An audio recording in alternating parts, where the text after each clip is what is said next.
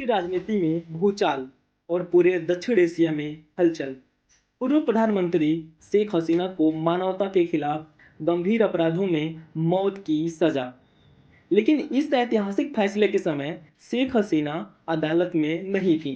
वे पहले से ही भारत में शरण लिए हुए हैं। अब बड़ा सवाल उठता है कि क्या भारत उन्हें वापस बांग्लादेश भेजेगा। जुलाई 2024 बांग्लादेश में आरक्षण नीति के खिलाफ छात्र आंदोलन भड़क उठा। सड़कों पर आग, प्रदर्शन, हिंसा और फिर गोलियों की आवाज। 1400 से अधिक मौतें, हजारों घायल।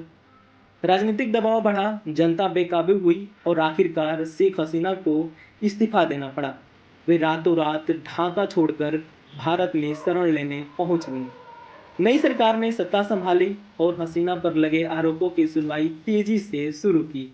3 बड़े मामलों में उन्हें दोषी पाया गया, 2 मामलों में फांसी और 1 में आजीवन कारावास। यह फैसला देश को 2 हिस्सों में बांट गया है। कुछ लोग इसे न्याय का दिन मान रहे हैं, तो वहीं हसीना समर्थक सड़कों पर उतर आए हैं।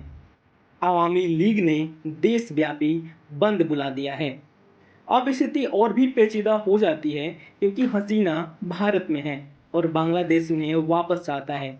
लेकिन भारत और बांग्लादेश की प्रत्यर्पण संधि कहती है राजनीतिक आरोपों में प्रत्यर्पण नहीं होगा। विशेषज्ञ मानते हैं कि भारत इसे राजनीतिक प्रतिशोध समझ सकता है और इसलिए हसीना को शायद न सौंपे।